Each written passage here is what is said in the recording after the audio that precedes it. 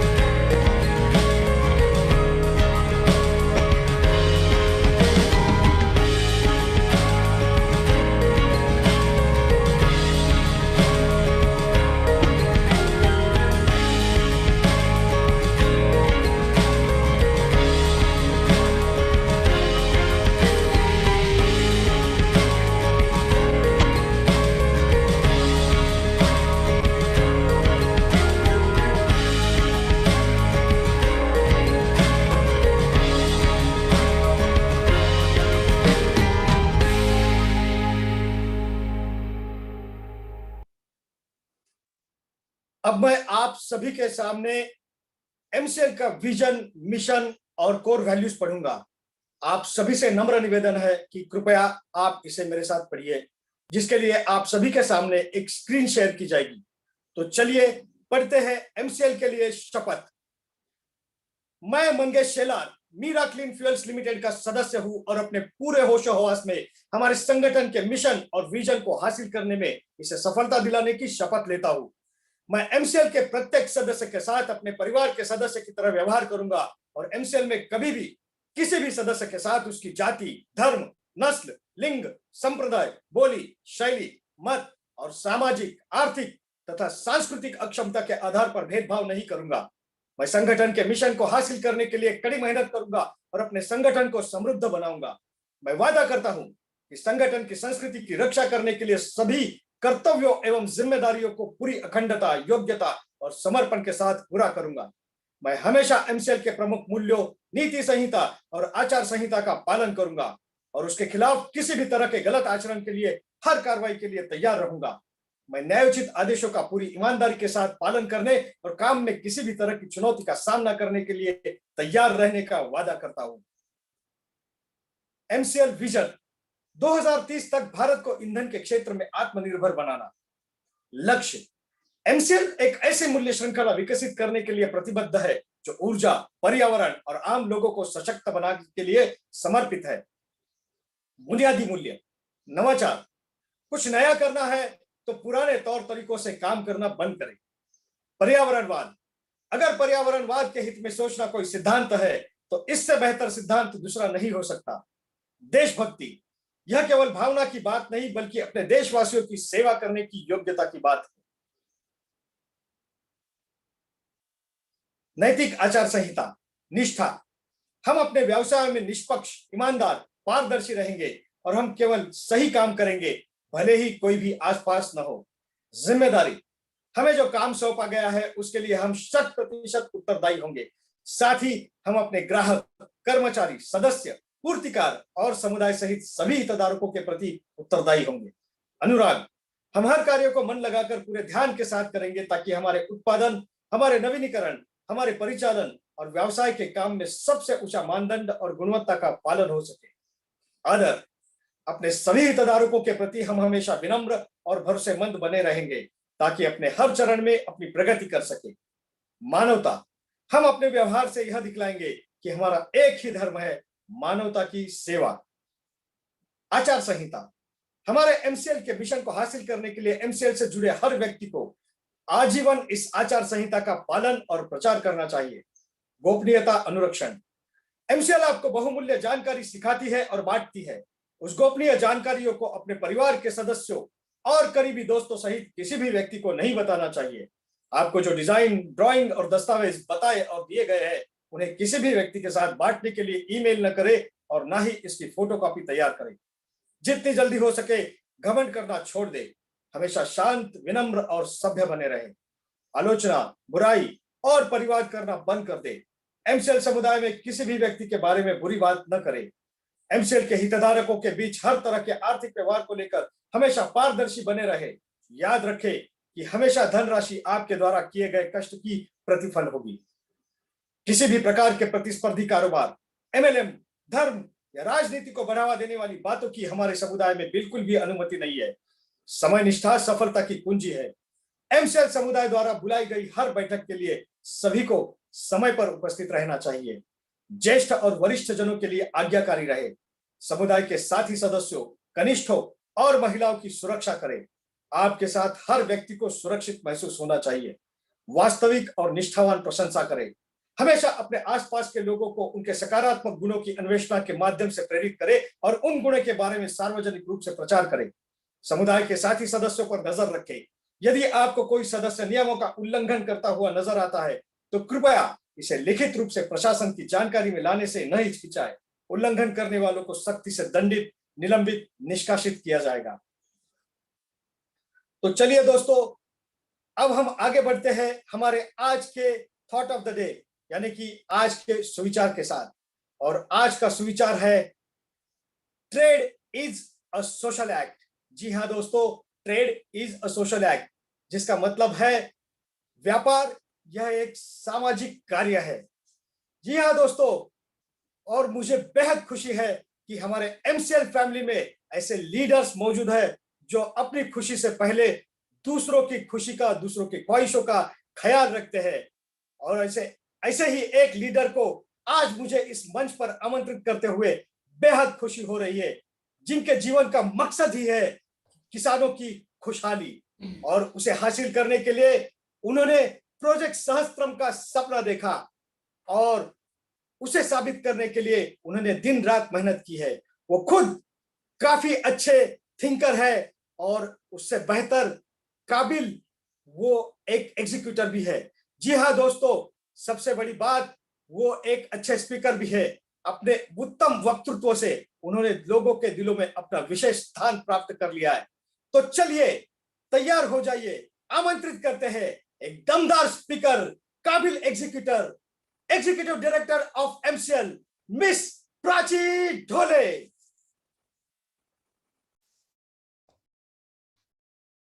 नमस्कार।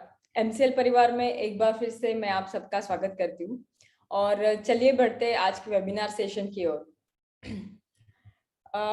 Air pollution. Air pollution ये जो कंसेप्ट है वो 1948 में शुरू हुआ था एंड उसके बाद में वो आज एक रियलिटी बन के हमारे सबके सामने खड़ा है। एयर पॉल्यूशन की अगर हम रियलिटी चेक करते हैं तो आज के दिन में हर साल में 70 लाख लोग ये सिर्फ एयर पॉल्यूशन की वजह से मरते हैं।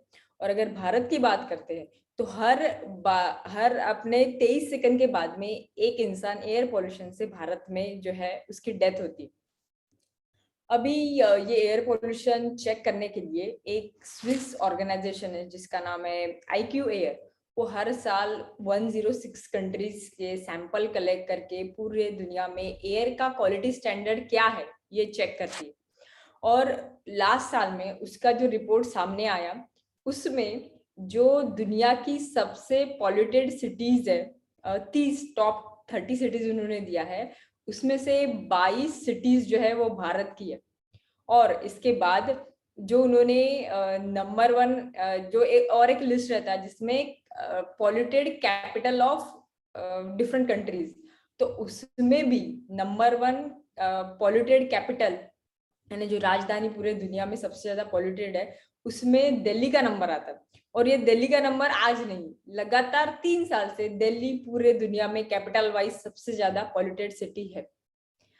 अभी ये मैं आपको इसलिए बता रही हूँ कि बिकॉज जस्ट कल वर्ल्ड हेल्थ ऑर्गेनाइजेशन ने जो एयर क्वालिटी गाइडलाइंस है या एयर क्वालिटी के इंडेक्स है वो उन्होंने इससे पहले 2005 में जो डिफरेंट एयर पॉल्यूटेंट्स है जैसे कि पर्टिकुलेट मैटर हो गया, उसके बाद में SO2 हो गया, नाइट्रस ऑक्साइड्स हो गए, तो इसके कुछ लेवल्स अपने एयर में कितने होने चाहिए इसकी गाइडलाइन होती है। 2005 के बाद उन्होंने कल जाके इसकी एक रिवाइज्ड गाइडलाइंस पूरे दुनिया को दी है। और इसके हिसाब से उन्होंने जो परिस्थिति है उसको कंसिडर करके ऐसे बताया है कि अगर ये गाइडलाइंस फॉलो होती है तो हम पूरे दुनिया में जो एयर पोल्यूशन की वजह से डेथ हो रही है उसको 80% से रिड्यूस कर सकते हैं। अभी ये जारी होने के बाद में पूरी दुनिया एंड पूरे कंट्रीज अपने अपने हिसाब से एयर पोल्यूशन कैसे रिड्यूस करे इस पे वर्कआउट कर रहे हैं। अगर हम देखते हैं कि एयर पोल्यूशन ये कैसे जनरेट हुआ और उसको हम कैसे कर सकते हैं, तो इसके दो ये है I would say the ways in which हम एयर पोल्यूशन को कम कर सकते हैं। एक तो है टेम्पररी सॉल्यूशंस जिसको हम यूज कर सकते हैं और एक है परमानेंट सॉल्यूशंस। तो अगर टेम्पररी सॉल्यूशंस सोचते हैं तो टेक्नोलॉजीज जिसमें बहुत सारा कैपिटल इन्वेस्टमेंट लगता है और उस टेक्नोलॉजी से एक कुछ हम टॉवर खड़े कर सकते हैं जो कि पोर्टेबल भी रह सकते हैं। छोटे व्हीकल में अगर हमने टॉवर बनाया जो कि पॉल्यूटेड एरिया है वहां की एयर जो है वो सक करेगा यानी CO2 लेगा, और वो CO2 को अगेन हम कैपिटल इन्वेस्टमेंट से, वो कार्बन रहता है तो कार्बन को हाई प्रेशर से डायमंड में भी कन्वर्ट कर सकते हैं या उसको सिंपल इंक में भी कन्वर्ट कर सकते हैं। तो ये हो गया टेम्पररी सॉल्यूशंस की हम जो एयर है उसको हम सक करके उसमें से CO2 निकाल रहे हैं। बट देन अगर हम ये सोचते कि हमें इसका कुछ अभी फॉर अ टाइम भी परमानेंट सॉल्यूशंस चाहिए, तो परमानेंट सॉल्यूशंस के लिए हम आगे बढ़ते हैं। बट देन उससे पहले इसी टेम्पररी सॉल्यूशंस जो है और जो एकदम फिजिबल इकोनॉमिकली वायबल अगर हम सोचते हैं, तो एक सॉल्यूशन की स्टोरी मैं आपको बताना चाहूंगी। दिल्ली के ही एक लड़का था जिसका नाम था प्रतीक शर्मा, और उनकी जो माताजी थी उनको हमेशा एयर पोल्यूशन या तो फिर जो डस्ट है उससे बहुत ज्यादा तकलीफ होती थी। वो हमेशा अपने घर में वो ओढ़नी कवर करके रहती थी और डस्ट एलर्जी या पोल्यूशन से बचती थी। उन्होंने जब ये देखा तो उन्होंने एक काम किया, वो अपने नीचे के उन्होंने एक मास्क उठाया और वो अपने माताजी को दिया। लेकिन उन्होंने ये देखा कि जब बाहर जाना पड़ता था तो उनकी माताजी वो मास्क या ऐसे कुछ यूज नहीं करती थी। तो उससे उनको एक आइडिया सूझा, जिन्होंने एक नाम दिया उसको नेजो फिल्टर, यानी एक सिंपल स्टिकर। जो स्टिकर को हम निकाल के अगर हम नोज पे इधर रखते हैं तो वो एक एयर फिल्टर करके काम करता है। यानी हमारे बॉडी में जो एयर जा रही है उसको फिल्टर होके वो अपने लंग्स के तक लेके जाएगा। सो अगेन आई वुड से this is a temporary solution, because बाहर पोल्यूशन वैसे ही है। और अगर हम ये सोचते हैं कि हम एयर पोल्यूशन से बचने के लिए घर में बैठते, तो घर में air pollution is 4 times more than compare to the outside pollution. तो अभी परमानेंट सॉल्यूशंस तो ये है कि हम इंडस्ट्रीज बंद कर दे। दिस इज बिकॉज इंडस्ट्रियलाइजेशन की वजह से ही एयर पोल्यूशन बाहर निकला है। लेकिन आज के मोमेंट पे ये बिल्कुल ही पॉसिबल नहीं है। दिस इज बिकॉज जिस तरीके से हमारा पॉपुलेशन, हमारी आबादी बढ़ रही है, उसकी नेसेसिटी बढ़ रही है, और वो नेसेसिटी के लिए इंडस्ट्रियलाइजेशन बहुत जरूरी है। और ये नेसेसिटी अगर हम सेटिस्फाई नहीं कर सके तो एक डिफरेंट तरह का पूरा केओस पूरे दुनिया में शुरू हो जाएगा। तो ये एक सोल्यूशन नहीं है। बट उसमें ही जो इंडस्ट्रीज में एनर्जी यूज किया जाता है या जो फ्यूल यूज किया जाता है, अगर वो फ्यूल रिन्यूएबल रहे, ऐसे कि हम बोल सकते हैं bio CNG. So bio CNG is produce from the biomass, जिसमें हम नेचुरली फर्मेंटेशन या डाइजेशन के इससे हम बायो सीएनजी तैयार करते हैं। बायोमास कंबक्शन की वजह से भी बहुत सारे जो है एयर पोल्यूशन क्रिएट होता है। तो इसकी वजह से ये एक सोल्यूशन हो सकता है कि हम पूरे इंडस्ट्री के फ्यूल को ही हम बायोफ्यूल में कन्वर्ट कर। उसके बाद में हम आते हैं सस्टेनेबल सोल्यूशन। अभी ये सस्टेनेबल सोल्यूशन ये है, पूरे नेचर में ही एक ऐसी मशीन बनाई गई है, एक ऐसी मशीन कि जिसके वजह से वो मशीन पूरे एटमॉस्फेयर में का CO2 जो है वो लेती है और ऑक्सीजन देती है। अभी हम ये मशीन के बारे में सोचेंगे कि ये मशीन क्या है। So that is nothing but हमारे ट्रीज, हमारे पौधे। अभी ये ट्रीज जो है वो नेचुरली CO2 लेते हैं, O2 जो है उसको एग्जॉस्ट करते हैं। इसके लिए जो हीरोज है अभी, लेकिन हम इस मुकाम पे आके पहुंचे हैं कि यहाँ पे सिर्फ प्लांटेशन या इससे काम नहीं होगा, हमें बहुत बड़े लेवल पे फॉरेस्टेशन करना पड़ेगा। जिस तरीके से हमने डिफॉरेस्टेशन किया है वैसे हमें फॉरेस्टेशन का काम करना पड़ेगा। और इसके फॉरेस्टेशन में इंडिया में ऐसे बहुत सारे हीरोज है जिन्होंने ये काम किया है, जिसकी स्टोरीज मैंने हमेशा आपके साथ शेयर भी की है। तो ये हेक्टर्स एंड हेक्टर्स लैंड पे एक ट्रीज प्लांटेशन या फॉरेस्ट प्लांटेशन का काम कर रहे हैं। बट अभी हम इस मुकाम पे आ चुके हैं कि हमें ये काम एग्रेसिवली करना पड़ेगा। और जब हम एग्रेसिव का नाम लेते हैं तो पूरे दुनिया में हमें एक कंट्री सामने आती है और वो है चाइना। चाइना ने most ambitious projects in the world लिया है with reference to forestation. China के पास जो फर्स्ट चैलेंज है वो है उसका पॉपुलेशन। उसके पास में जो सेकंड चैलेंज है वो है उसका डेजर्ट। चाइना में 24% land is covered by desert. और जब चाइना को लगा कि यहाँ पे फॉरेस्टेशन करना चाहिए तो उन्होंने एक ऐसा प्रोजेक्ट लिया जिसमें ना कि डेजर्ट बट जो डेजर्ट का surrounding area which is 2500 mile, उसको उन्होंने ट्राई किया कन्वर्ट करने में फॉरेस्टेशन। अभी ये जो प्रोजेक्ट है, ये प्रोजेक्ट के लिए उन्होंने जो वहाँ के एंटरप्रेनर्स है उनको भी आह्वान दिया। उन्होंने जो पूरी पब्लिक है उनको बोला कि आपको इस पूरे बाउंड्रीज पे प्लांटेशन करना है। और जो लोग फिजिकली वहां पे जाके प्लांटेशन नहीं कर सकते उनके लिए उन्होंने एक सिस्टम बनाया, एक प्लेटफॉर्म बनाया, एक ऐप बनाया जहां से वो फॉरेस्टेशन के या प्लांट्स के लिए डोनेट कर सकते हैं। और वहाँ के जो लोकल लोग हैं उनको गवर्नमेंट ने पैसे देके वहां पे प्लांटेशन करने के लिए लगाया। तो इस तरीके से ये मोस्ट एम्बिशियस प्रोजेक्ट, जैसे कि ग्रेट वॉल ऑफ चाइना बोलते हैं, वैसे ग्रीन वॉल ऑफ चाइना 2050 तक वो कंप्लीट कर देंगे। और उसके हिसाब से उनका जो अभी फॉरेस्ट कवर है विच इज 5%, वो 15% तक बढ़ जाए। इस तरीके से एग्रेसिवली चाइना फॉरेस्टेशन पे भी काम कर रहा है। अभी जब हम एमसीएल प्रोजेक्ट की बात करते हैं, एमसीएल बायोफ्यूल एस्टेट की बात करते हैं, तो वहां पे सिर्फ CH4 जनरेट नहीं होगा, लेकिन उसी के साथ में जब भी आपको एक गाइडलाइन दिया जाता है बाउंड्री वॉल का, उसी के साथ में आपको गाइडलाइन दिया जाता है कि हमारे साइड पे हमें ट्री प्लांटेशन कैसे करना। तो वो सिर्फ फैक्ट्री CH4 जनरेशन के लिए नहीं बनेगी, वो एक फैक्ट्री रहेगी जहाँ पे O2 जनरेशन भी उतने ही प्रति में होगा जितना CH4 जनरेशन होगा। अभी अगर इस फैक्ट्री से इस तरीके से हम नेचर का आयात और निर्यात जो है वो शुरू करेंगे। उसके साथ में अभी जो नया ट्रेड है, ये ट्रेड नेचर के साथ में कैसे हो सकता है, इसी के समझने के लिए अभी मैं एक ऐसे स्पीकर को बुलाना चाहूंगी जो कि अभी नहीं पर आज से 15 साल पहले वो इसकी स्टडी कर रहे थे कि 30 साल बाद में जो फैक्ट्रीज तैयार होगी और उसमें से जो प्रोडक्ट्स तैयार होंगे, वो प्रोडक्ट्स को हम भारत के आयात निर्यात में उसका महत्व या योगदान कैसे कैसे रहेगा। एक ऐसी व्यक्ति जिनकी दूरदृष्टि की वजह से आज MCL इस मुकाम पे है, और एक ऐसे व्यक्ति जो हर शुक्रवार को अपने विचारों के साथ अपने विचारों की हमारे साथ आयात निर्यात करते हैं। सो लेट्स वेलकम हमारे MCL के रचनाकार, सलाहकार और शिल्पकार doctor Shyam Golam. Thank you very much. Madam, I will take some time, just 1 minute. Mangesh sir, will you please continue for a minute? जी हाँ, so thank you very much. And जैसे कि ma'am ने बताया कि आयात निर्यात, दोस्तों सर हमेशा अपने विचारों की आयात निर्यात करते हैं और जिसका फल हम आज देख रहे हैं कि जो 142 तालुकाओं में काम शुरू हो चुका है।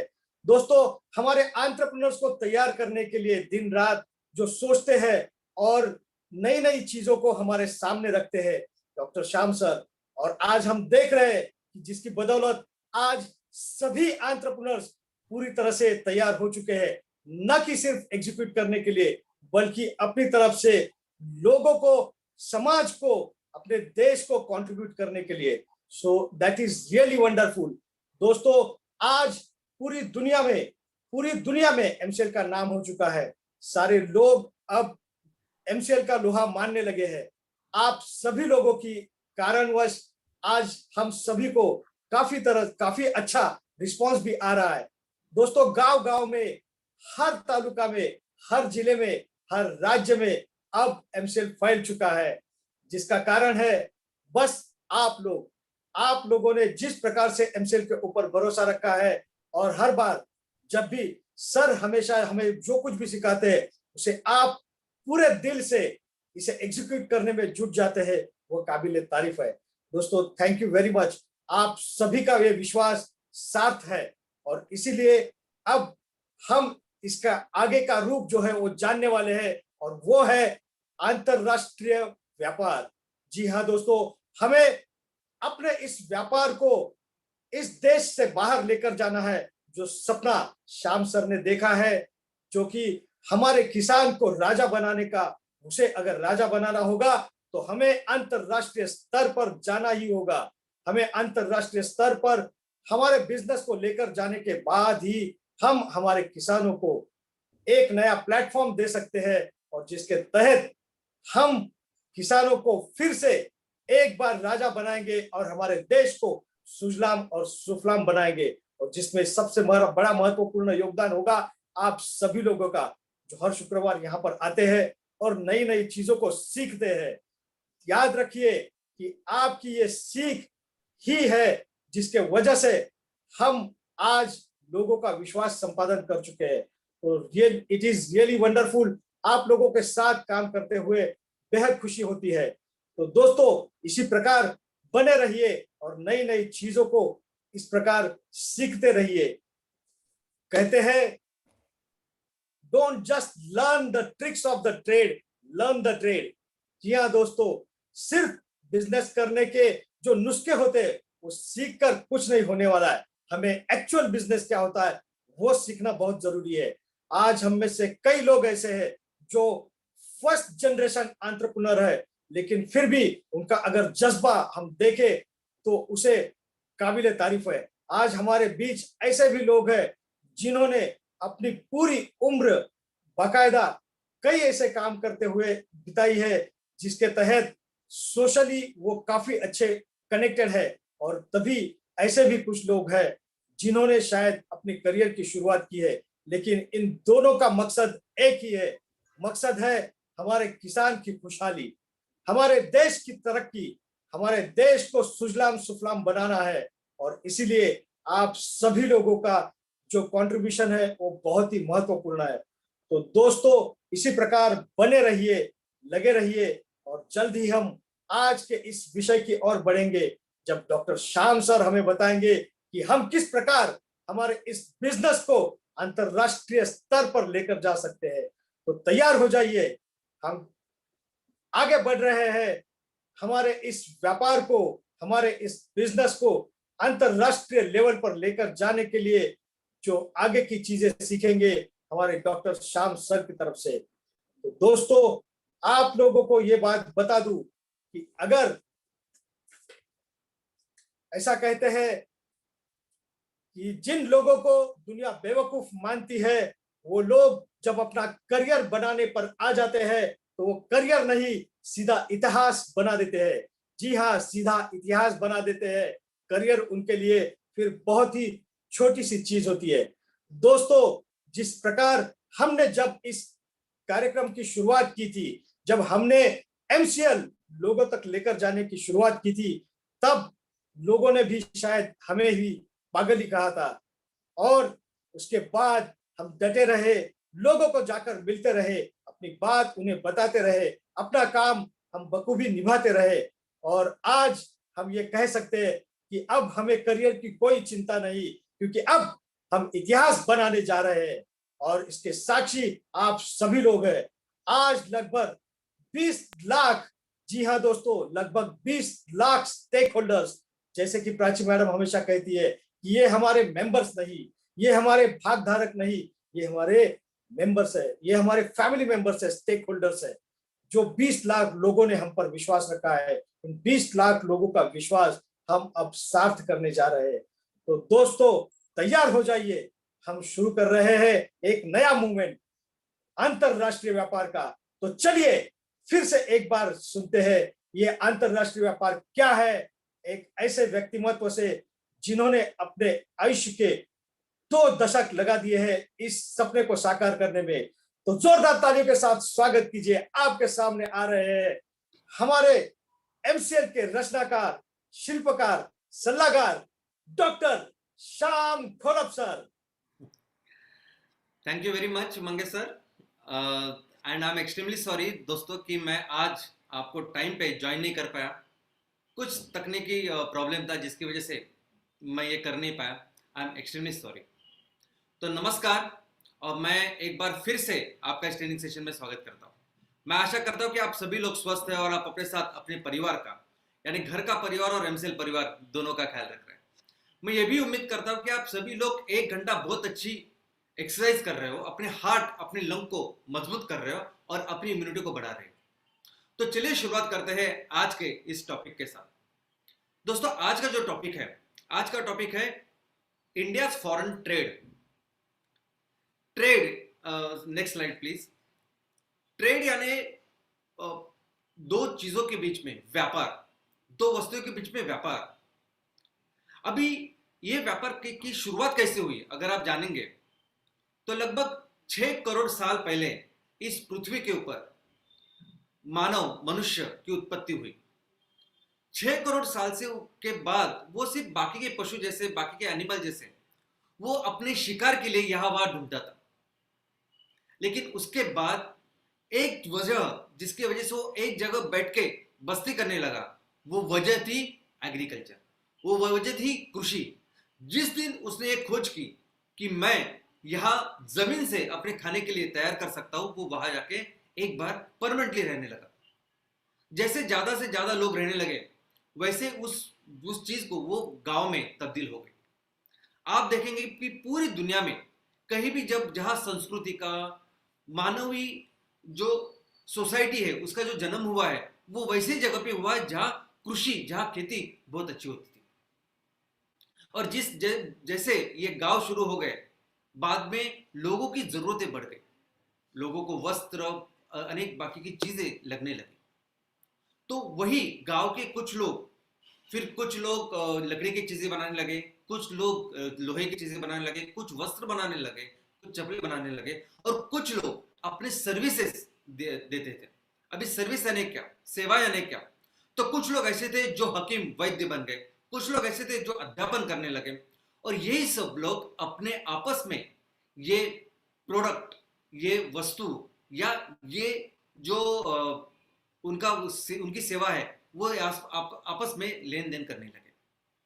और ये लेन देन होती थी बार्टर सिस्टम से, यानी वस्तु विनिमय पद्धति से।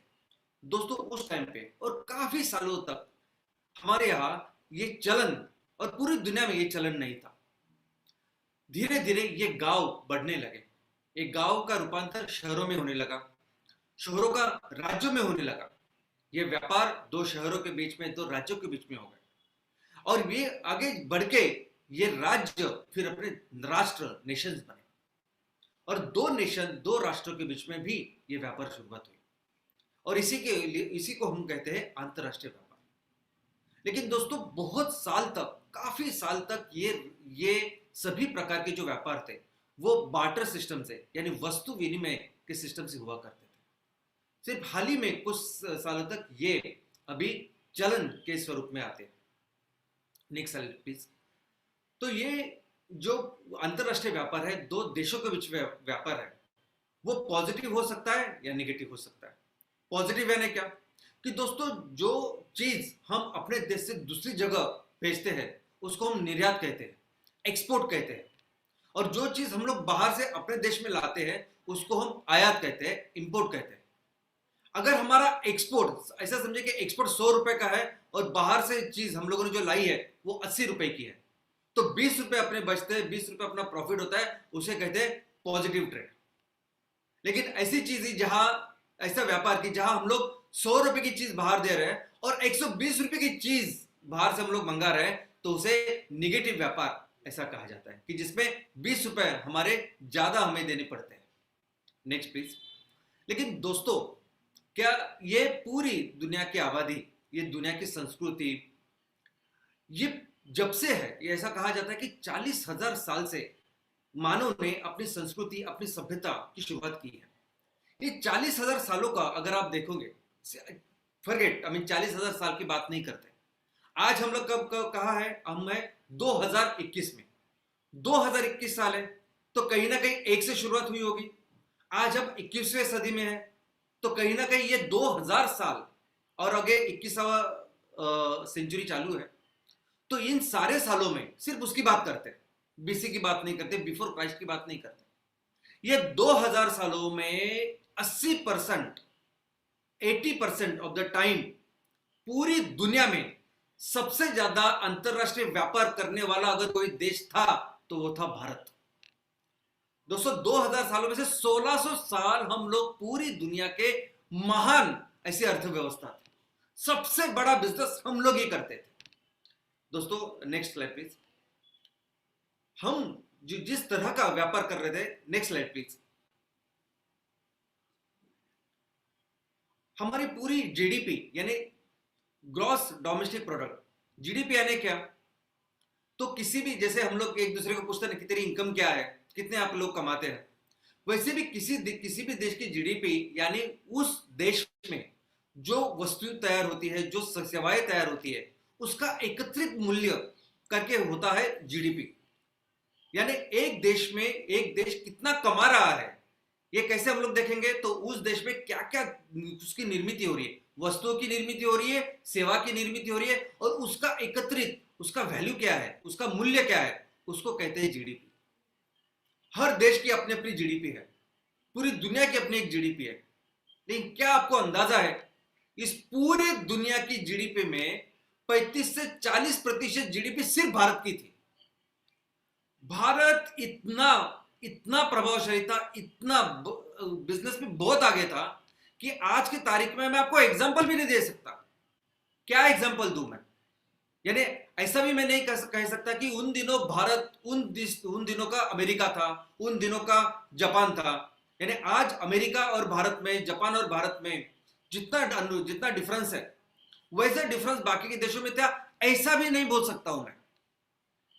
मैं सिर्फ इतना ही बोल सकता हूं कि भारत इतना आगे था कि ये मैं एग्जांपल तो दे ही नहीं सकता, लेकिन बाकी के सभी जो देश अभी आप देख रहे हैं ना, वो सभी देशों को आप आदिवासी कह सकते हैं, इतने आगे हमारे भारतवर्ष से, हमारा पूरा भारतवर्ष था इस बिजनेस में। Next please.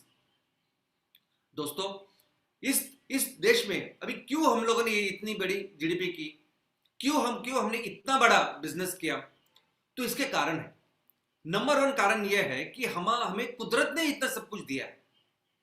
ये रिसोर्सेस, मैंने जैसे कहा कि गांव की शुरुआत का, संस्कृति की शुरुआत कहां हुई, वो वहां हुई जहां ज्यादा से ज्यादा हम लोग एग्रीकल्चर, खेती कर सकते थे। पूरी दुनिया में कहीं भी जाइए, हमारी ये जो संस्कृति है, सिंधु घाटी की जो संस्कृति है, वो क्यों आई? क्योंकि वहां की जमीन बहुत ही ज्यादा उपजाऊ है। तो वैसे ही सबसे ज्यादा डेवलपमेंट हमारे भारत की हुई, क्योंकि यहां सबसे ज्यादा रिसोर्सेस, सबसे ज्यादा संसाधन कुदरत ने, भगवान ने, इस मदर अर्थ ने, इस धरती माँ ने हमको दिए है, पहले से दिए है।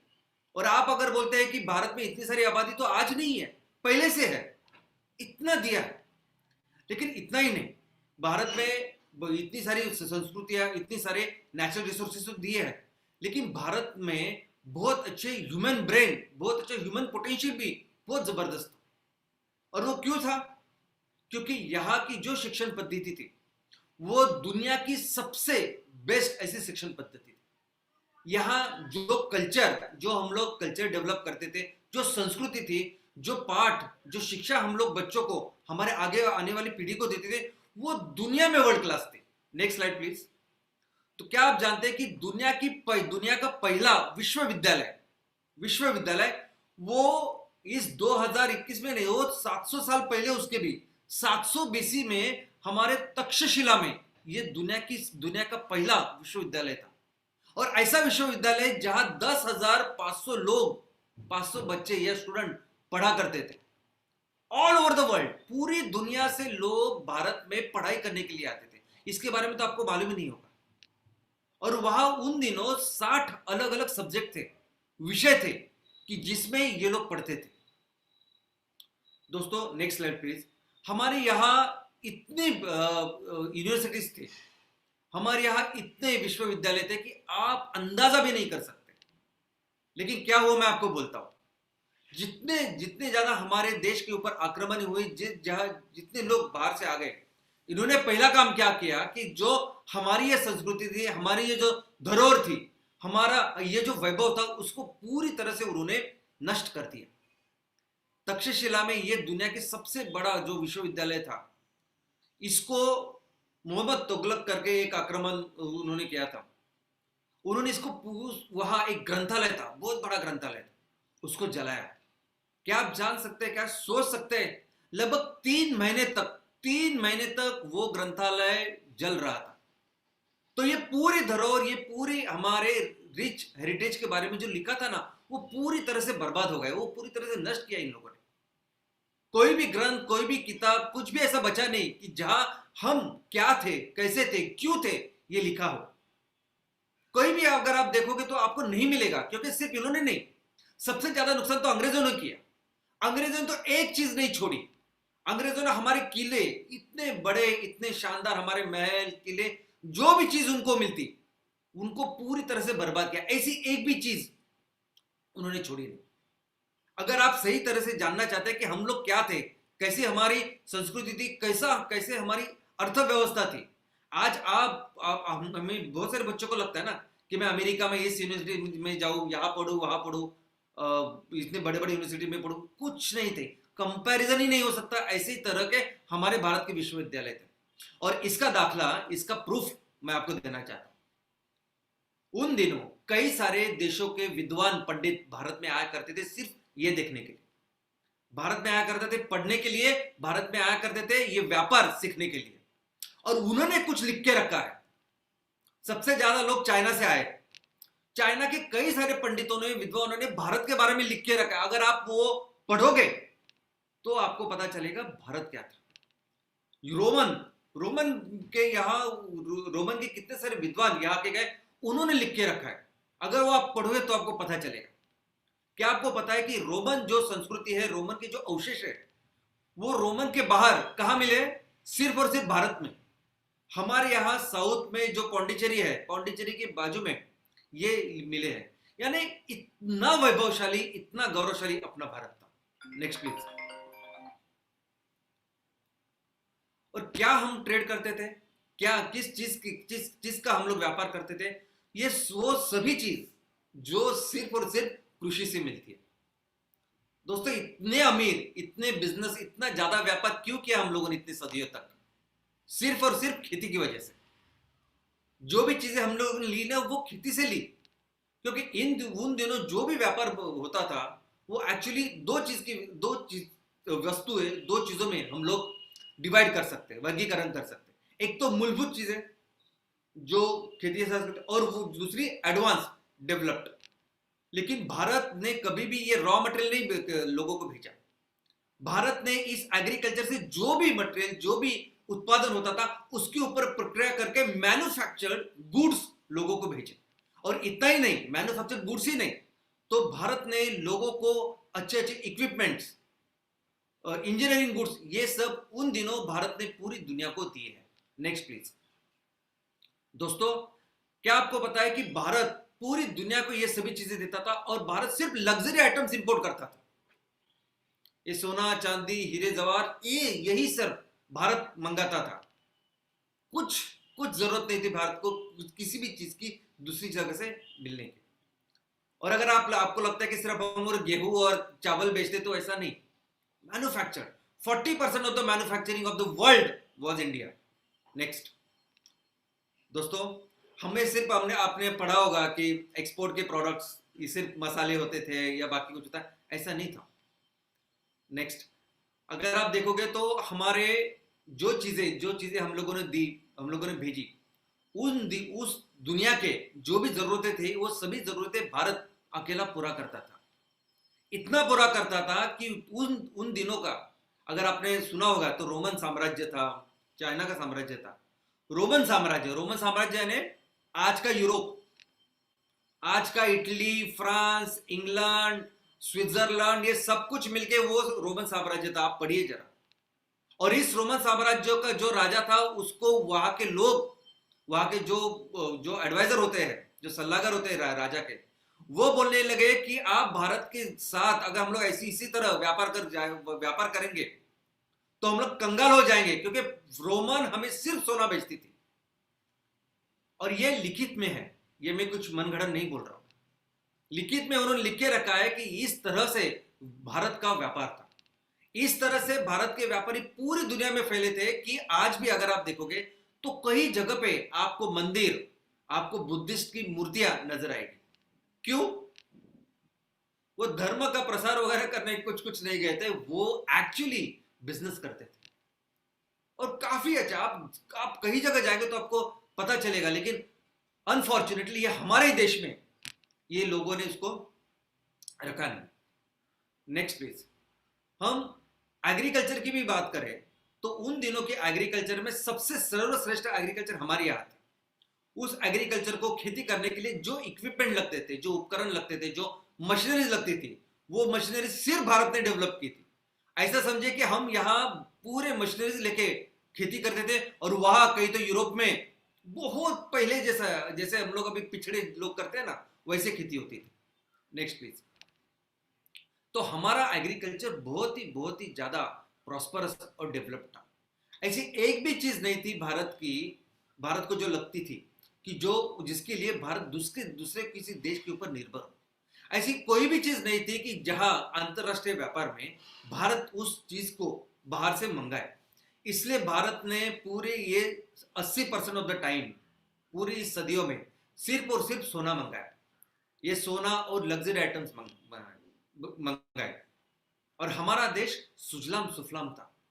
भारत का जो उल्लेख, भारत का जो रेफरेंस, जो नाम लिखा है बाकी के देशों में, सुवर्ण भूमि करके, भारत के सुवर्ण भूमि, ये हिंदी में हम लोग बोलते इसलिए नहीं, ये हर देश ने लिखा है लैंड ऑफ गोल्ड। क्योंकि इतना सोना था, हमें कुछ चाहिए ही नहीं था बाहर से, और कुदरत ने हमें सब कुछ, इतना सब कुछ दिया है कि हमें एक भी चीज नहीं थी जो हम लोग बाहर से मंगाते थे। सिर्फ सोना आता था।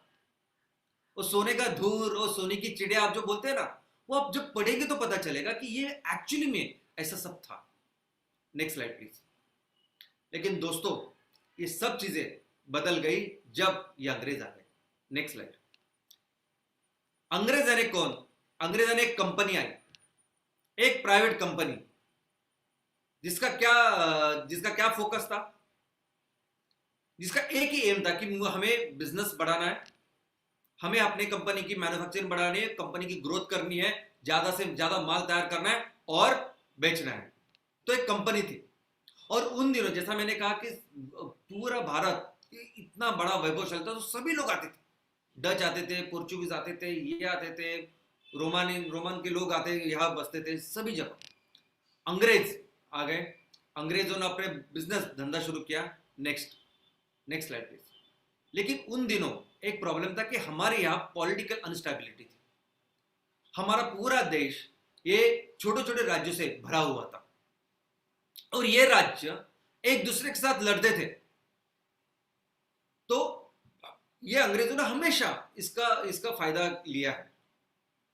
अगर हमारे देश के ना ये जो नुकसान, ये जो अधोगति की जहां शुरुआत हुई ना, वो यहीं से हुई।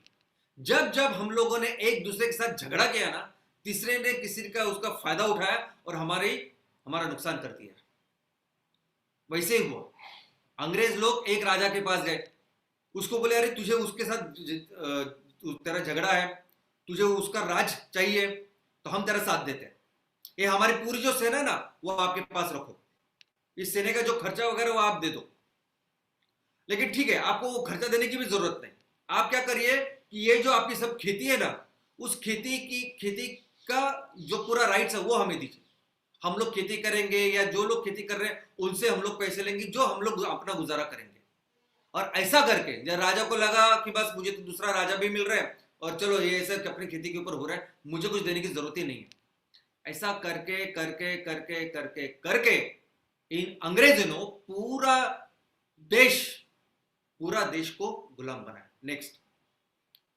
तो ऐसा देश जहां मैंने अभी कहा कि एक तरह 40% ऑफ द जीडीपी हमारी थी। पूरी दुनिया, जिस यूरोप की आप बात करें, अमेरिका तो पैदा भी नहीं हुआ था। ये पूरी दुनिया की जहां भी आप देखोगे ना, सिर्फ भारत था वो गुलाम बन गया। इस तरह गुलाम बन गया कि ये जो कंपनी आई थी, ये जो ब्रिटिश आए थे, इन ब्रिटिश की सेवा करने के लिए पूरा भारत लगने लगा। सोचिए कहां से कहां आ गए हम लोग। Next slide.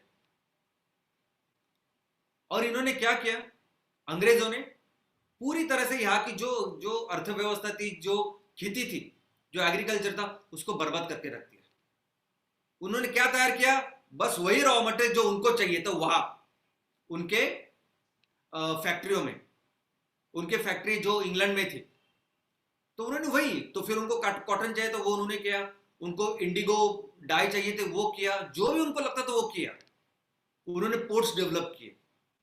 अभी हम लोग बोलते हैं कि बिहार में कुछ नहीं, बिहार यूपी में कुछ नहीं, झारखंड में कुछ नहीं, उड़ीसा में कुछ नहीं।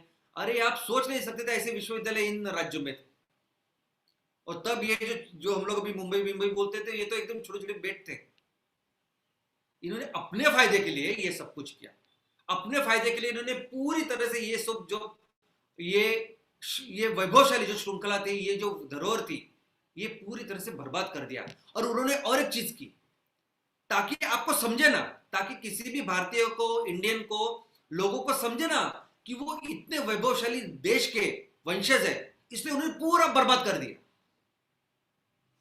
छत्रपति शिवाजी महाराज का जो रायगढ़ है, जिसको हम लोग बोलते हैं, जो कितने दिन तक जलता रहा, आपको मालूम है? क्यों जलाते थे ये लोग? इसीलिए कि लोगों को पता ना चले कि आप कितने वैभवशाली लोगों के वंशज हो। हर कोई चीज, आपकी पढ़ाई की शिक्षा, जो भी चीजें उनको मिलती थी, वो पूरी तरह से जला के बर्बाद करके रखा। कितना सोना, जो कुछ हम लोगों ने कमाया था, सब कुछ लेके रखा, ले लिए वहां। और इस तरह, और अंग्रेजों ने सबसे ज्यादा नुकसान अगर हमारे भारत का कुछ किया होगा ना, वो था ये मेंटेलिटी, वो एजुकेशन सिस्टम। उन्होंने क्या चाहिए था, ये पूरा एडमिनिस्ट्रेशन करने के लिए क्लर्क बनाने थे, वैसे ही एजुकेशन सिस्टम उन्होंने तैयार किया। पूरा एडमिनिस्ट्रेशन, अभी मैं कैसे बोलूं, लेकिन बहुत सारे आज का भी एडमिनिस्ट्रेशन उन्होंने जो लिखे हुए कायदे ना हुआ उससे चलता है आज। तो इस तरह से उन्होंने हमारी मेंटालिटी ऐसी बदली, जो इतना वैभवशाली देश हुआ करता था, वहां रेस्टोरेंट के बाहर हमारे देश में इन्होंने ऐसे बोर्ड लिखे कि भारतीय और कुत्तों को अंदर आने के लिए मनाही है, ऐसा लाके रख दिया। और हम लोग भी बस वो माए बाप है, सरकार है, और बस वो नौकरी मिली तो सबसे अच्छी है, बाकी की तो चीजें करनी ही नहीं है। इस तरह से हमारी परिस्थिति हो गई। नेक्स्ट, और फिर जब हमें आज़ादी मिली, आज़ादी के वक्त भी उन्होंने क्या किया हमें सब पता है। उसके बाद नेक्स्ट, उसके बाद वहां की सरकार ने, जब सरकार आई तब वो सरकार ने ये कहा कि ये जो अनुभव था अंग्रेजों का, तो फिर सरकार ने ये सोचा कि ये ऐसा नहीं करते। उन दिनों रशिया और चाइना ये जिस तरह का बिजनेस की प्लानिंग करते थे, इकोनॉमी की प्लानिंग उन्होंने की थी, और वो समाजवादी धोरण, यानी कोई भी अगर बिजनेस करना है, कुछ करना है, तो वो देश करेगा, देश के वहां की सरकार करेगी, बाहर के कोई आदमी नहीं करेगा, क्योंकि उन्होंने वो भुगता था कि कैसे अंग्रेजों ने सब कुछ किया। तो इसलिए वो डर के नहीं, उस अनुभव से उन्होंने सोचा कि ये सभी जो बड़े बड़े उद्योग है वो भारत सरकार और वहां के जो भारत के जो बड़ी कंपनियां वो साथ मिलकर करेंगे, और ऐसी इकोनॉमी की शुरुआत हो गई। लेकिन उसमें प्रॉब्लम ये हुई कि जैसे जैसे इकोनॉमी की बढ़ती गई, ये गवर्नमेंट के जो पूरा स्ट्रक्चर था ये बहुत ज्यादा इंटरफेरेंस करने लगा, और इसीलिए ये पूरे पीरियड को बोलते हैं लाइसेंस राज। ये पूरे पीरियड में एक अलग मानसिकता, एक अलग सोच के साथ सरकार ने इस काम की शुरुआत की थी कि कोई फिर से कोई अंग्रेज ना आए। लेकिन क्या हुआ, यहाँ के बाबू इतने सख्त हो गए, यहाँ के बाबू, यहाँ का रेड टेपिज्म इतना सख्त हो गया कि बिजनेस करना मुश्किल हो गया, और जिसका अनुभव आज भी हम लोग लेते हैं। एक छोटी सी भी चीज करने के लिए गवर्नमेंट में क्या लगता है, या आप जानते हैं, मैं जानता हूं, सब लोग जानते हैं। Next page. लेकिन फिर 1991 में ये पता चला कि नहीं, अभी बढ़ना है तो ये तो उदारीकरण करना पड़ेगा, और भारत के ये जो आर्थिक धोरण का उदारीकरण हुआ, और फिर ये शुरुआत हुई कि हम बाहर के कोई भी बिजनेस कर सकते हैं, हम उनसे बिजनेस कर सकते हैं, बाहर की कंपनी आ सकती है, और ऐसा मिलजुल के पूरी दुनिया एक बिजनेस, एक मार्केट बन गया। Next page. लेकिन दोस्तों देखते हैं कि आज की इकोनॉमिक स्टेटस क्या है।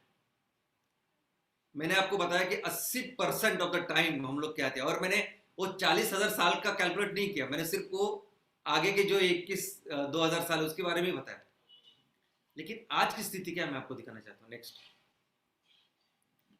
आज 195 देश है जिनका वर्गीकरण यूनाइटेड नेशंस दो चीजों में करता है, एक विकसित और अविकसित।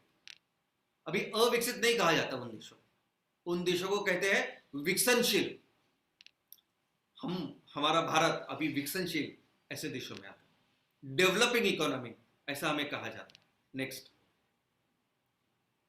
इनकम अनुसार पूरे देशों को अलग अलग कैटेगरी में रखा है। तो भारत की कैटेगरी कौन सी है? तो हाई, मिडल, लोअर ऐसी कैटेगरी।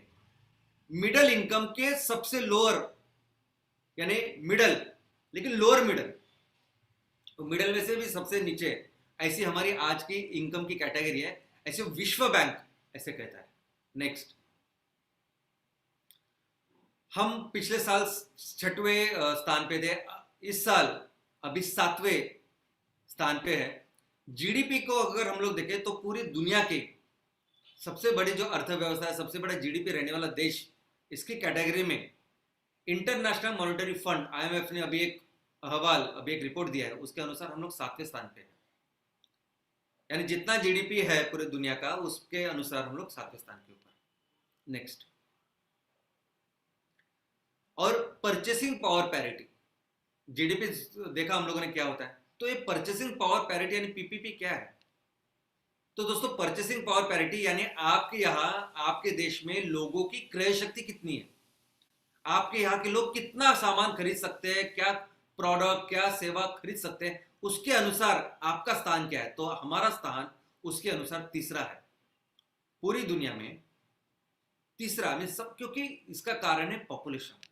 इतने लोग हैं हमारे, इतने लोग हैं कि अगर हम सिर्फ पॉपुलेशन के हिसाब से बेसिक चीजें भी देखें तो भी हम लोग क्रय शक्ति के बारे में दुनिया में तीसरे है। नेक्स्ट।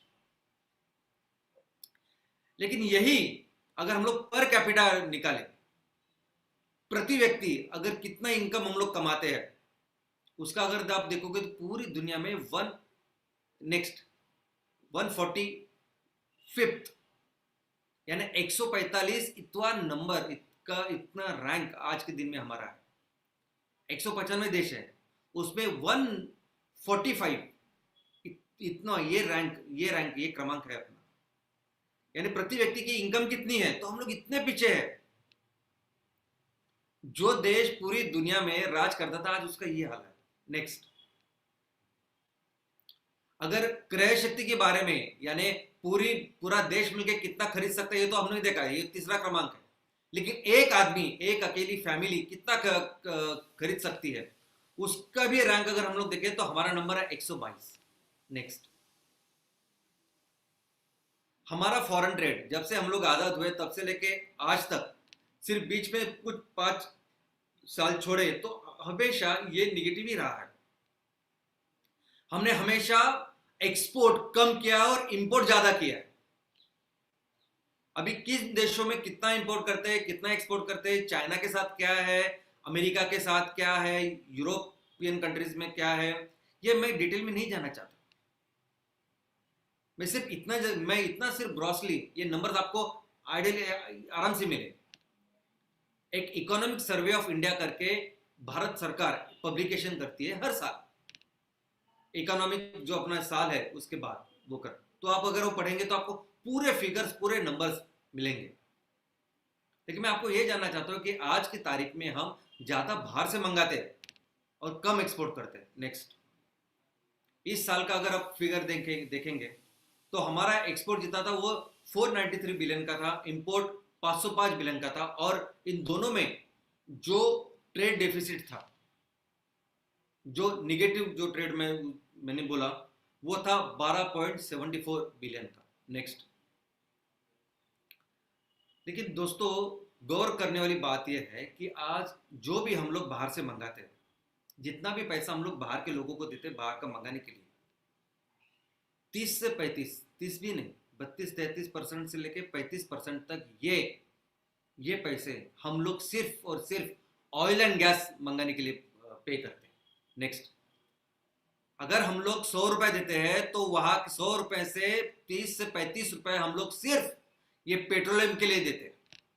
क्या आप समझते हैं?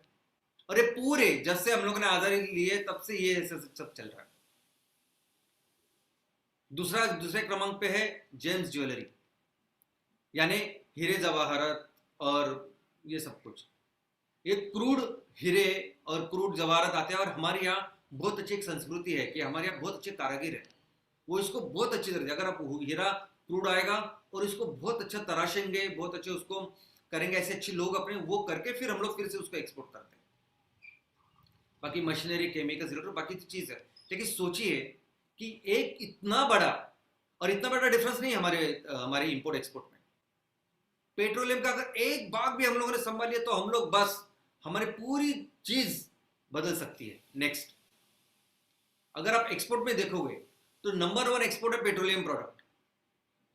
ये कुछ कंपनियां हैं कि जो सिर्फ पेट्रोकेमिकल्स में काम करती है, और वो क्या करती है कि बाहर से क्रूड ऑयल मंगाती है और उससे पेट्रोकेमिकल प्रोडक्ट तैयार करके फिर से उनको दे देती है।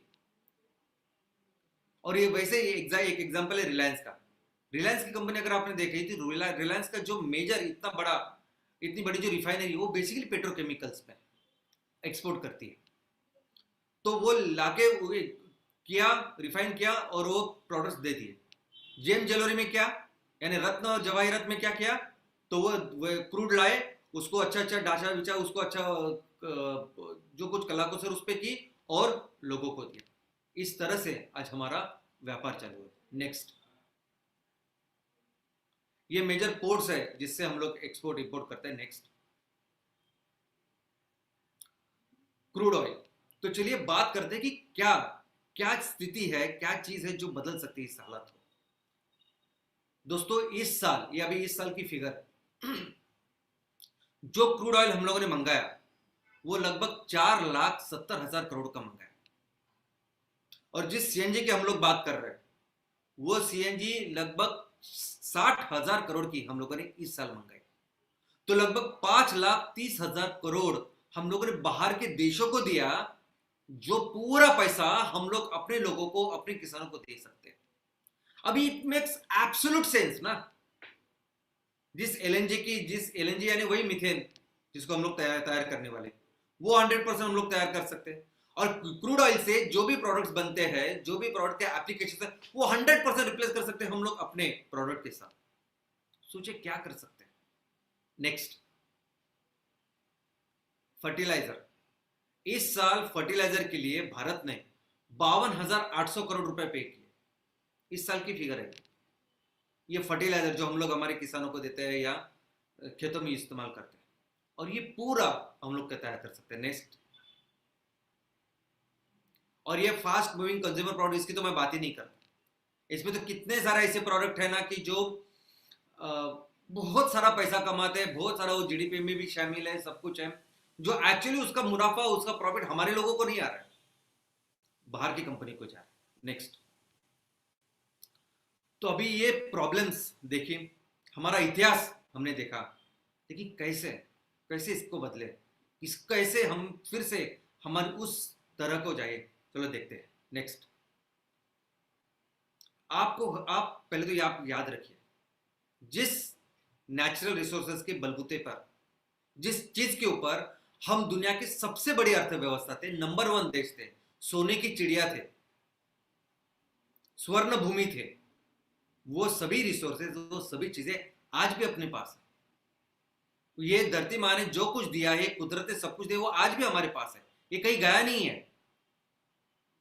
जिसको लेके हम लोगों ने सब कुछ किया, वो आज वो सब कुछ वैसे ही वैसा है। ये अंग्रेजों ने, बाकी के लोगों ने हो सकता है कि बहुत सारी चीजें हमारी तबाह की है, हमें लुट के चले गए, लेकिन उससे फिर से निर्माण करने के लिए जो कुछ चाहिए वो आज भी हमारे पास है। नेक्स्ट, और जब मैं टैलेंट की बात करता हूं, शिक्षा व्यवस्था की बात करते हैं, शिक्षा व्यवस्था की ठीक है, लेकिन लोग जो इसको, इस संसाधनों को, इस रिसोर्सेज को आगे लेके जाते हैं, ऐसा टैलेंट भी आज भी हमारे देश में है।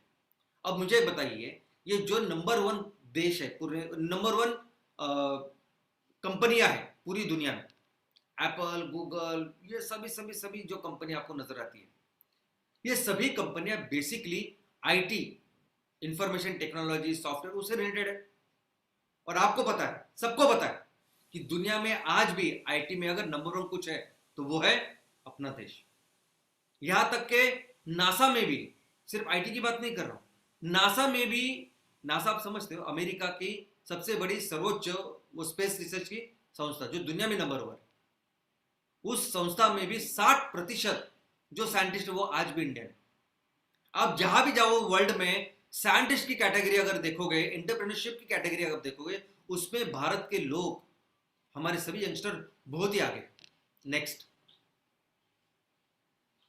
सत्य नडेला साहब जो माइक्रोसॉफ्ट के हेड है, एंड नेक्स्ट ऑफ कोर्स हमारे अब्दुल कलाम सर। दोस्तों, जरूर ये नहीं है, ऐसे कई सारे लोग हैं जो आज भी ये कर सकते हैं, हम लोग कर सकते हैं। आप भी लोग जो हो ना, आप जो हमारे साथ आए हो, क्या देख के आए आप? क्या ऐसे कुछ टेक्निकली हम लोगों ने आपको बताया आप इतना पैसा डालो, इतना पैसा होगा? ऐसा कुछ नहीं बताया किसी को हम लोगों ने। आज जो इतना परिवार हमारा बढ़ रहा है, इतना हम लोग सब कुछ कर रहे हैं, आप लोग हो ना, आप लोग, हम लोग, सब लोग, ये सभी लोग अभी आज भी उसकी साक्षीदार है, उसका प्रूफ है कि आज भी हमारे देश में वो टैलेंट है, जिस टैलेंट ने अपने देश को उतना बड़ा किया। नेक्स्ट, अभी जिस फ्यूल की हम लोग बात कर रहे हैं, ये 5,30,000 करोड़, तो अगर उतना भी हम लोगों ने किया, जितना हम लोगों ने अभी पिछले साल या इस साल दिया, उसको 100% अगर सब्स्टिट्यूट किया ना हम लोगों ने, वो 35% जो बिल है इंपोर्ट का, उसको बंद किया ना, तो हमारी, सोचिए, वो 5,30,000 करोड़ हमारे यहाँ, हमारे देश में आएंगे, हमारे किसानों को, लोगों को, शिक्षा को, मेडिकल सर्विसेज में आएंगे। आप सोच सकते सिर्फ इतना काम करके कितना जबरदस्त डिफरेंस हम लोग करने वाले हैं। नेक्स्ट, लेकिन इससे भी ज्यादा आज जो पोटेंशियल हमारे पास है उसके बारे में सोचते हैं ना जरा। मैं हमेशा कहता हूं ना कि हमारे पास इतना पोटेंशियल है कि पूरी दुनिया के लिए 20% 20% इतना फ्यूल, इतना ईंधन का निर्माण हम लोग कर सकते हैं। 20%। आपको मालूम है कि दुनिया का सबसे बड़ा जो ऑयल और गैस को एक्सपोर्ट करता है वो कौन है? Saudi Arabia. कितना करता है? 17%। और 17% के साथ उनको कितना पैसा मिलता है आप सोच भी नहीं सकते। लगभग 117 से लेके 120 बिलियन डॉलर हर साल तो उनको ऐसे मिलते हैं सिर्फ। उतना जाने दीजिए। हम लोग सिर्फ ये सोचते हैं कि 10% हम लोग एक्सपोर्ट करते हैं। आज हमें कितना लगता है? 4% से 4.5%। और उस 4% के लिए हम लोग कितना खर्च कर रहे हैं? 5 करोड़ 30 लाख। और उससे डबल कितना होगा? चार्ज का 8, 4.5 बोल रहा तो 9, उससे भी ज्यादा। हम लोग 10% की बात है। अगर 10% हम लोग तैयार करके बेचे तो कितना बिलियन डॉलर। और मैं एक बात बताता हूं कि ये वो फ्यूल नहीं है, ये भी समझने वाली बात है ना। ये वो फ्यूल नहीं है कि जो बाकी की जगह पर मिलता है फ्यूसल फ्यूल और उसको ही हम लोग दे रहे हैं, ऐसे नहीं है। ये दवाई है, दवाई। आज की तरह जैसे अभी ग्लोबल वार्मिंग हो रही है और कहीं सभी जगह हो रही है। अमेरिका में जाओगे तो एक जगह वो तूफान आया है, वहां बाढ़ है, और दूसरी जगह पूरी आग लग चुकी है। जाके आप देखो, रशिया में देखो, चाइना में देखो, जो जो उत्तराखंड में हो रहा है, जो महाराष्ट्र में हो रहा है, केरला में हो रहा है ना, वो सब भूस्खलन हो रहा है, लैंडस्लाइड हो रहा है, वो चाइना में हो रहा है, सभी जगह हो रहा है। लोग इस्तेमाल ही नहीं कर सकते ये ईंधन। और जो हम लोग कर रहे हैं ना वो कार्बन न्यूट्रल नहीं, कार्बन निगेटिव फ्यूल है। यानी ऐसा तो कुछ होगा ही, होने ही नहीं देगा। ऊपर से लोगों को ये जो कचरा उन्होंने किया है उसको साफ भी करेगा ये नेपियर गैस हमारा। तो सोचिए कितना फर्क पड़ेगा जब हम लोग ये काम करेंगे। नेक्स्ट, और इस जिस फर्टिलाइजर की मैं बात कर रहा हूं वो फर्टिलाइजर तो केमिकल फर्टिलाइजर है। एक तो हम लोग जो फर्टिलाइजर बनाएंगे उस फर्टिलाइजर को आप वो ऑर्गेनिक कंपोस्ट के साथ मत कंपेयर कीजिए। ये सॉइल कंडीशनर है। आपकी खराब हुई जो जमीन है ना इस केमिकल से, उसको भी 100% वो अच्छा बना सकता है। ये दवाई है उसके लिए, जमीन के लिए दवाई बना रहे हैं हम लोग। और ये जमीन की जो दवाई है ना वो पूरी दुनिया को, और ये बनेगी सिर्फ और सिर्फ पौधों से, ये बनेगी सिर्फ और सिर्फ एग्रीकल्चर कृषि से। ये क्रूड ऑयल से आपने वो केमिकल फर्टिलाइजर निकाला, ऐसे नहीं होगा। अभी कर ही नहीं सकते आप। नंबर 1 किलर बन चुका है कैंसर। दोस्तों आज हमारे पास इतना पोटेंशियल है जो हम लोग अभी काम कर रहे हैं एमसीएल की तरह। हम लोग आराम से ये 52,800 करोड़ हम लोगों ने बाहर को दिया ना, आराम से हम अपने लिए जितना चाहिए उतना फर्टिलाइजर बना ही सकते हैं। आराम से हम लोग जो डिग्रेडेड जमीन है उसको फिर से हरा भरा फर्टाइल कर ही सकते हैं। नेक्स्ट, लेकिन हम पूरी दुनिया को जितना लगता है ना फर्टिलाइजर उतना भी बना सकते हैं। आज हमारे देश को कितना फर्टिलाइजर लगता है? तो लगभग 500 लाख मेट्रिक टन अपने भारत को लगता है साल का फर्टिलाइजर।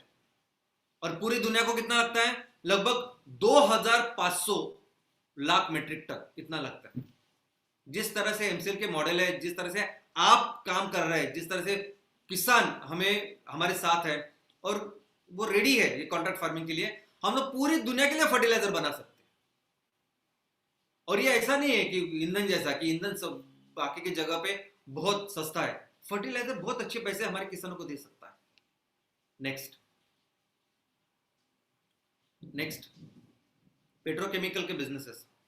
ये 500 बिलियन डॉलर का माल पूरी दुनिया में बेचा जा सकता है, जाता है आज के तारीख में। ये रबर, प्लास्टिक वगैरह सब कुछ जिसको हम लोग पेट्रोकेमिकल्स बोलते हैं। लेकिन उसको रिप्लेस करने वाली जो चीजें है ना, नेक्स्ट, जो हम लोग तैयार करके लोगों को बेच सकते हैं, पूरी दुनिया को बेच सकते हैं, इसके बारे में आपको तो सोचने की भी जरूरत नहीं। कई सारे प्रोडक्ट्स तो ऐसे हैं ना कि जो रेडीली, जो हम लोग हजारों सालों से बनाते आ रहे हैं।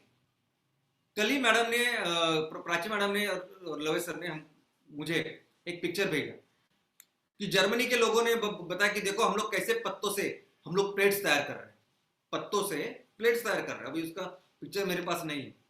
प्लेट्स और वो क्या बोलते हैं उसको, वाटी तैयार करते हैं। मैं और नीचे लिखा था कि ये तो भारत 1000 साल से कम 1000 सालों से तैयार कर रहा है, गांव गांव में तैयार कर रहा है। तो जो हम लोग कर रहे हैं वही है इको फ्रेंडली प्रोडक्ट। मैं हमेशा बोलता हूँ ना कि आपके गांव में कौन से लोग क्या कर सकते हैं, बाम्बू से क्या बना सकते हैं, पौधे से क्या बना सकते हैं, बस वही करना है आपको। हजारों लाखों साल से जो चलता आ रहा है ना उसको चलाना आगे। इसमें भी बहुत अच्छा रेवेन्यू, बहुत अच्छा इनकम हम लोग कर सकते हैं। अमेजोन ने लगभग 1000 करोड़ का ऑर्गेनिक से ऐसे ही प्रोडक्ट्स, 1000 करोड़ के प्रोडक्ट्स बेचे पिछले साल। नेक्स्ट, तो imagine the revenue we can add, imagine ये सब चीजें। और इसमें कोई भी चीज, ये पूरी श्रृंखला, एक तो लोग जो बोलते हैं हम लोग नहीं कर पाएंगे, ये मुझे सोचिए बस, और वो नहीं रहा ना। जो जो भी हम लोग कुछ पढ़ सकते थे, जो कुछ कर सकते थे, देख सकते थे, वही अंग्रेजों ने और बाकी सभी लोगों ने तबाह कर दिया। नहीं तो हम लोग समझ सकते थे कि हम लोग वो वैसे है। हमारी वो मानसिकता ना, वो पहले बदलनी पड़ेगी। ये सभी चीजें जो मैंने अभी बताई ना आपको, ये सभी करने लायक है और करेंगे हम लोग। एमसीएल तैयारी हुआ इसके लिए, ये काम करने के लिए। और मैं सिर्फ इसकी बात नहीं कर रहा हूं कि इंपोर्ट एक्सपोर्ट कितना होगा, कितना हम लोग करेंगे। हमें फिर से उस स्थान पे जाना है जिस स्थान की काबिलियत हमारे पास है। नेक्स्ट, सुजलाम सुफलाम, यह है हमारा लक्ष्य। ऐसी कोई भी चीज, मैं हमेशा बोलता हूं ना कि तहसील में कोई भी चीज ऐसी नहीं होनी चाहिए कि जिसके लिए हमें तहसील के लोगों को, हमारे गांव वालों को, हमारे किसानों को निर्भर होना चाहिए कि बाबा आप पैसे दोगे, आप मेरे ऊपर एहसान करोगे, तब जाके मेरे बच्चे पढ़ेंगे या मुझे कुछ पैसे मिलेंगे। ऐसा बिल्कुल नहीं होना चाहिए। हमारे पास बहुत कुछ है जो हम लोग कर रहे हैं, और फिर से हर गांव को, हर तहसील को हम लोग सुजलाम सुफलाम बनाएंगे, पूरे देश को सुजलाम सुफलाम बनाएंगे। और जो वैभव जो हम लोगों ने गंवाया है लोगों को, फिर से उसको लेके आएंगे। और इतना हमारे इसमें काबिलियत है। नेक्स्ट, आपको सिर्फ एक चीज के ऊपर ध्यान देना दोस्तों। एक देखो, हम लोग बहुत इंपॉर्टेंट फेज में अभी है। एक फेज था सेमिनार जो आपने किया, आपने इतना जबरदस्त परिवार लोगों के साथ तैयार किया। लेकिन आज जो दूसरा फेज है एग्जीक्यूशन का, बस यहाँ हमें उसी तरह से काम करना है। और मुझे पूरा विश्वास है कि आप वो करोगे। अगर मैंने आपको कुछ लिस्ट दी है काम के लिए, आपको कुछ लगता है कि ये लिस्ट, ये कैसे मैं करूं, क्या करूं, ऐसा भी हो सकता है ना कि मैं किसी एक कॉर्पोरेट को बोलूं और उसको बोले कि जा ये 150-200 लोकेशन पे आपको ये काम करना है, वो भी हम लोग कर सकते हैं। लेकिन हम लोग क्यों चाहते हैं कि आप लोग उस पर ट्रेन हो, एक्सपर्ट बने। क्योंकि आज के तारीख में अगर बिजनेस करना है तो हमें बाकी के जो देश है उनसे बेहतर एग्जीक्यूशन करना पड़ेगा। हमारे बाजू में चाइना है, बाकी के देश है, उनसे बेहतर काम करना पड़ेगा। और ये काम तभी होगा जब हमारे सभी उद्योजक इसमें माहिर होंगे। और कोई बड़ा रॉकेट साइंस नहीं है। अगर हम लोगों ने कुछ भी चीज आपको दी है करने के लिए, तो ऐसा समझिए कि उसके लिए बहुत पीछे, उसके पीछे एक कुछ एक कारण है, महत्वपूर्ण कारण, जो हमें आगे लेके जाने वाला है। तो दोस्तों, मैं यही उम्मीद करता हूं कि आप सभी लोग अभी इस बहुत इंपॉर्टेंट फेज में उसी तरह से काम करें जैसे आपने काम किया। मिलके हम लोग इस फेज 1 के प्रोजेक्ट्स लगाते हैं और अपने देश को फिर से उस मकाम, उस लेवल तक लेके जाते हैं। Thank you.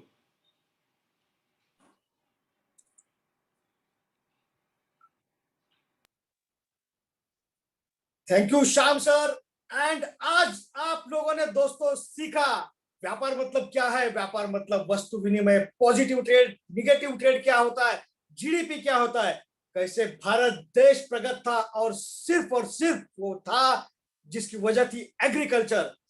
दोस्तों, इसी एग्रीकल्चर के वजह से हम नंबर 1 के स्थान पर थे। लेकिन आज हम कहां पर है? तो आज हम है डेवलपिंग कंट्रीज। दोस्तों, आज हमें फिर से मौका मिला है कि हम इस चित्र को बदल सकते हैं। Shyam sir, thank you very much. आपने इस मिशन को जो शुरुआत किया है, उसे अंजाम हम सभी मिलकर देने वाले हैं। थैंक यू वेरी मच हमारी आंखें खोलने के लिए और हमें इस राह पर लाने के लिए और इस राह पर आगे चलने के लिए मदद करने के लिए। दोस्तों, आप सभी लोगों से ये गुजारिश करता हूं कि कृपया चैट बॉक्स में दी गई इस लिंक के ऊपर जाकर आप अपना फीडबैक हमें भेज दीजिए। आपका फीडबैक हमारे लिए बहुत ही महत्वपूर्ण है। Thank you very much Prachi madam. आपने आज फिर एक बार एयर पोल्यूशन, जो कि सबसे बड़ा प्रॉब्लम आज की डेट में पूरी दुनिया में है, जिसके बारे में आपने बताया। लेकिन छोटी छोटी चीजें कर हम इसे मिटा नहीं सकते। इसके लिए हमें शाश्वत ऐसा एक सॉल्यूशन चाहिए, और वो सॉल्यूशन जो श्याम सर ने हमें बताया है वह है एमसीएल से बना हुआ ईंधन। जी हाँ दोस्तों, आज हम जो 35% हमारे इनकम का जो हम स्पेंड करते हैं सिर्फ और सिर्फ पेट्रोलियम प्रोडक्ट्स को इंपोर्ट करने में, श्याम सर मैं आपको एमसीएल की ओर से इस बात की ग्वाही देता हूं कि हम जल्द ही इस चित्र को बदल देंगे और हम आज जो आयात करने वाले देश है वो कल हम निर्यात करने वाले बन जाएंगे। हमारा पैसा हमारे पास रहेगा। हम विकसनशील देश नहीं बल्कि विकसित देशों में गिने जाएंगे और धरती माँ ने जो रिसोर्सेस हमें दिए हैं उन्हीं रिसोर्सेस का यूज करते हुए हम इस चित्र को बदल देंगे। हमारी मानसिकता बदलने के लिए श्याम सर हम आपके शुक्रगुजार है। मैं पूरी एमसीएल फैमिली की ओर से आपका तहे दिल से शुक्रिया अदा करता हूँ। Thank you very much. और शुक्रिया अदा करता हूँ एमसीएल की पूरी टीम का, शुक्रिया अदा करता हूँ आप लोगों का जिन्होंने इसके ऊपर भरोसा रखा और हर शुक्रवार आप इस सेशंस को आते हैं, सीखते हैं और इंप्लीमेंट करते हैं। और आज फिर एक बार जो स्लोगन लवेश सर ने हमें दिया है उस स्लोगन को मैं यहाँ पर उद्धृत करना चाहूंगा और वो है आपको देश की मिट्टी का वास्ता है, आपको देश की मिट्टी का वास्ता है। एमसीएल ही सुजलाम सुफलाम भारत का रास्ता है। दोस्तों मैं मंगेश शेलार आपका होस्ट आपको ये रिक्वेस्ट करता हूं कि अब हमें एक बड़े मिशन के ऊपर जो हम चल पड़े हैं, हमें अपने परिवार का और अपने पूरे एमसीएल परिवार का ख्याल रखना है, अपने स्वास्थ्य का ख्याल रखना है। तो स्वस्थ रहिए, मस्त रहिए और अपने साथ साथ औरों को भी इसी प्रकार एमसीएल के मिशन में लाने के लिए हमेशा तत्पर रहिए। दोस्तों इसी के साथ मैं ये घोषित करता हूं कि आज का ये वेबिनार यही खत्म हुआ। धन्यवाद।